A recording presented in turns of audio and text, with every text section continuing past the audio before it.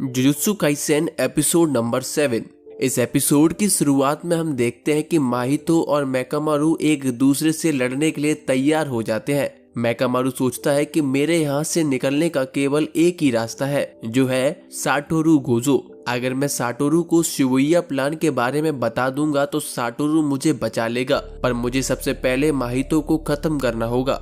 ऐसा सोचकर मेकामारू अपने 1 साल की इकट्ठा की हुई कर्स एनर्जी का यूज करके एक लेजर फायर करता है, जिससे बहुत बड़ा विस्फोट होता है। हम देखते हैं कि माहितो लेजर के अटैक से बच तो जाता है, पर उसकी बॉडी का कुछ हिस्सा जल जाता है। माहितो कहता है, अब मुझे समझ आया कि तुम मुझ पर लगातार हमला करके मेरी कर्स एनर्जी को खत्म करना चाहते हो। चलो देखते हैं कि पहले कर्स एनर्जी किसकी खत्म होगी, मेरी या तुम्हारी। अगली सीन में हम देखते हैं कि मेकामारू माहितो पर हमला करता है, पर माहितो बच जाता है। मेकामारू सोचता है कि मैं रोबोट के हमले से माहितो की सोल को नुकसान नहीं पहुंचा सकता हूं। ये बात माहितो ने भी मेरे पिछले हमले से जान ली थी। उसके बाद मेकामारू लगातार माहितो पर हमला करता है, पर माहितो बच जाता है। मेकामारू आगे माहितो का पीछा करते हुए ब्रिज को तोड़ देता है, पर माहितो भी मछली बनकर पानी में छुप जाता है। उसके बाद मेकामारू अपनी बचाई हुई 2 साल की कर्स एनर्जी का यूज करता है और एक और बड़ा हमला करता है, पर माहितो इससे भी बच जाता है। मेकामारू कहता है, मुझे पता था कि माहितो तुम हमला करना नहीं छोड़ोगे। इसी का फायदा उठाकर मेकामारू एक डिवाइस माहितो के ऊपर लगाने की सोचता है। आगे माहितो वापस से इंसानी रूप में आकर मेकामारू के रोबोट को एक जोरदार पंच मारता है। मेकामारू सोचता है कि अगर मैंने ज्यादा देर की तो रोबोट का आर्मर डिस्ट्रॉय हो जाएगा। ऐसा सोचकर मेकामारू रोबोट के अंदर डिवाइस को शूट करने के लिए रेडी करता है। मेकामारू कहता है, मेरे पास बस 4 मौके हैं, पर मुझे ये पहली बार में ही करना होगा। मेकामारू माहितो पर अपना टारगेट लॉक करता है और माहितो पर शूट कर देता है। जैसे ही डिवाइस माहितो के हाथ पर जाकर लगता है, माहितो का हाथ फट जाता है। माहितो ये देखकर थोड़ा सा कंफ्यूज हो जाता है। तभी मेकामारू एक जोरदार किक मारता है, जिससे माहितो बहुत ही दूर जाकर गिरता है। माहितो देखता है कि मेकामारू के हमले से उसकी सोल का पार्ट भी डिस्ट्रॉय हुआ है। जैसे ही मेकामारू वापस से हमला करता है, मेकामारू चिड़िया बनकर वहां से उड़ जाता है। मेकामारू देखता है माहितो का हाथ वापस से हील हो गया है, पर मेकामारू समझ जाता है कि माहितो की सोल का पार्ट डिस्ट्रॉय हुआ है। माहितो ने बस सोल को एडजस्ट किया है, जिससे उसे लगे कि उसका हाथ हील हो गया है। आगे दिखाया जाता है कि गेटो दूर से दोनों की फाइट देख रहा होता है। गेटो सोचता है, मेकामारू बहुत ही अच्छे तरीके से लड़ पा रहा है, यहाँ तक कि मेकामारू कुछ समय के लिए ही पर स्पेशल ग्रेड जितनी कर्स एनर्जी रिलीज कर पा रहा है। इसका मतलब मेकामारू जानता है कि माहितो को कैसे हराना है।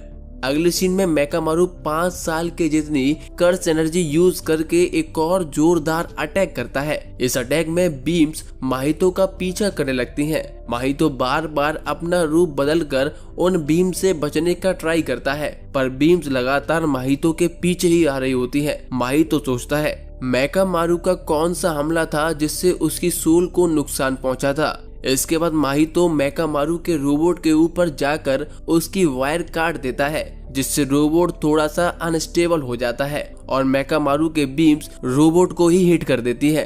पर हम देखते हैं कि मेकामारू माहितो को ऑफ गार्ड पकड़ लेता है और उसे एक जोरदार पंच मारता है, जिससे माहितो दूर जाकर गिरता है।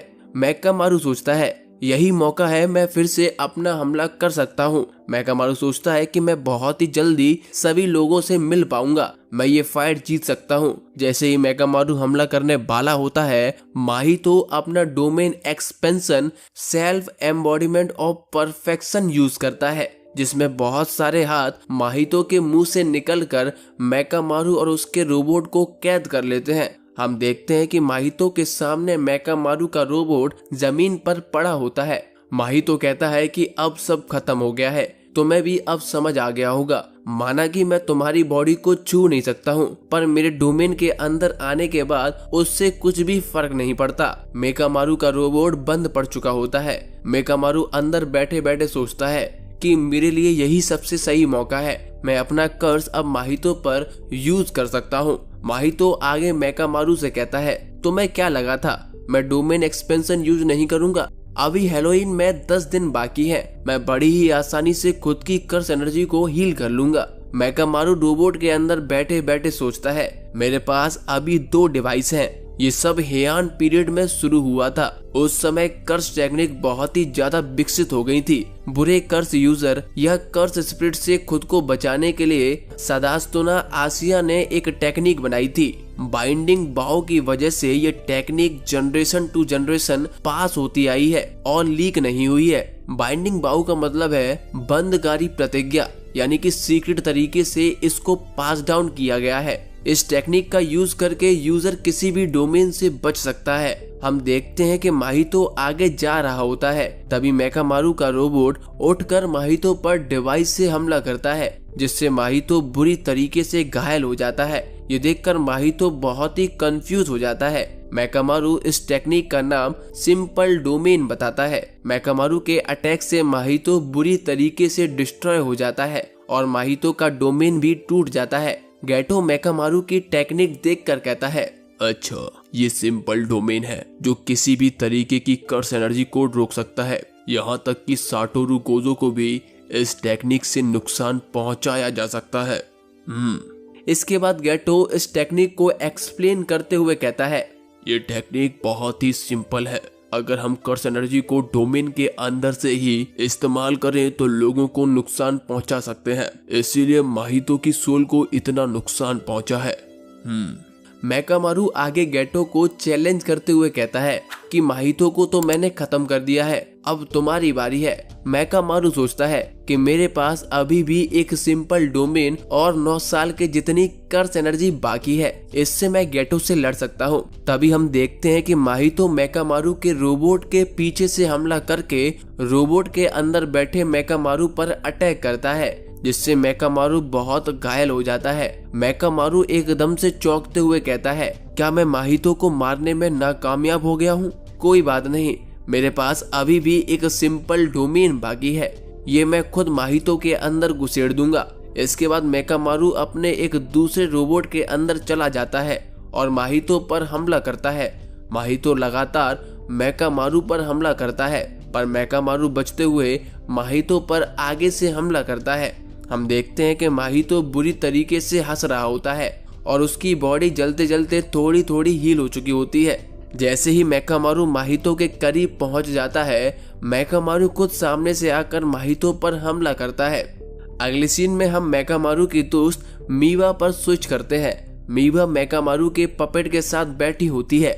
मीवा उससे कहती है, क्या मैं तुमसे कभी मिल पाऊंगी? हमने जो baseball event Tokyo jujutsu high के साथ खेला था, मैं उसमें लोगों से अच्छे से मिल पाई थी, पर मुझे उनके ज्यादा करीब नहीं जाना चाहिए।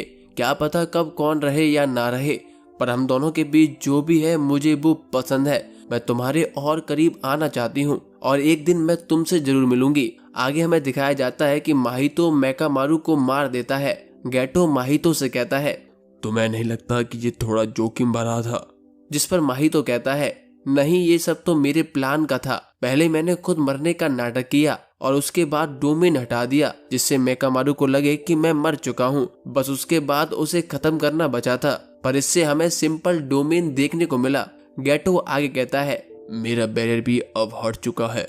हमें वहाँ पर गेटो के हाथ में एक कर्स ऑब्जेक्ट दिखाया जाता है, जिसका यूज करके गेटो ने बैरियर डाला था। अगले सीन में हमें दिखाया जाता है कि बहुत सारे लोग टोक्यो की शिबुया सिटी में 31 अक्टूबर 2018 को हैलोवीन बनाने के लिए दूर दूर से आते हैं, जहां पर शाम के 7 बजे कोई कर्स यूजर या कर्स स्पिरिट टोक्यो डिपार्टमेंटल के 400 मीटर रेडियस में एक बैरियर डाल देता है, जिसके बाद उसमें कैद सभी लोग वहां से गायब हो जाते हैं। आगे जब जुजुत्सु सोर्सरर उस एरिया की जांच पड़ताल करते हैं तो उन्हें पता चलता है कि ये बैरियर केवल नॉर्मल इंसानों को पकड़ने के लिए डाला गया है, जिसमें इंसान आराम से घुस सकते हैं पर बाहर नहीं आ सकते, पर सारे जुजुत्सु सोर्सरर बड़ी ही आसानी से आ जा सकते हैं। इस मामले की जांच पड़ताल करने के लिए 3 सोर्सरर केंटो नानामी, मेगुमी फुशिगोरो और तीसरा न्यू कैरेक्टर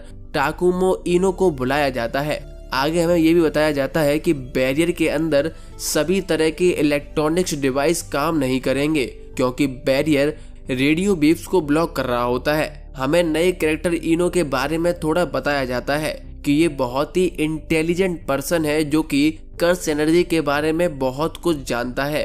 ये सब सुनने के बाद नानामी जुजुत्सु हाई के लोगों से पूछता है आखिर गोजो कहाँ है। अगले सीन में हमें और सोर्सरर दिखाई देते हैं जिसमें नाओबिता जेनिन, माकी जेनिन और कुगिशाकी नोबारा होती है। जुजुत्सु हाई के लोग उन्हें बताते हैं कि यहाँ कुछ तो खतरनाक हुआ है। लोग बैरियर के किनारे पर भागने की कोशिश कर रहे थे। हमें जल्दी ही गोजो को यहाँ बुलाना होगा। जिस पर नाओबिता कहता है जो लोग नॉन जुजुत्सु सोर्सरर हैं उन्हें गोजो के बारे में कैसे पता है। जरूर तुम में से किसी ने बताया होगा, पर खैर छोड़ो, क्या हम बैरियर को तोड़ नहीं सकते। जिस पर उन्हें लड़की बताती है ये बैरियर जुजुत्सु सोर्सरर को रोक नहीं सकता है, तो इस पर फोर्स का यूज करने से कुछ नहीं होगा। जिस पर नोबारा कहती है हमें उसे पकड़ना चाहिए जिसने ये बैरियर डाला है। जिस पर माकी कहती है तो तुमने हमें इसीलिए बुलाया है क्या। जिस पर वो लड़की मना करते हुए कहती है नहीं नहीं, आप लोग थोड़ा रुक जाएं। आगे हमें बताया जाता है कि पांडा भी उसी जगह आ रहा होता है। पांडा एक और कर्स यूजर आत्सुया कुशाकाबे के साथ होता है। वो पांडा को बताता है ये काम भी उन्हीं लोगों का है जिन्होंने हम पर पहले हमला किया था।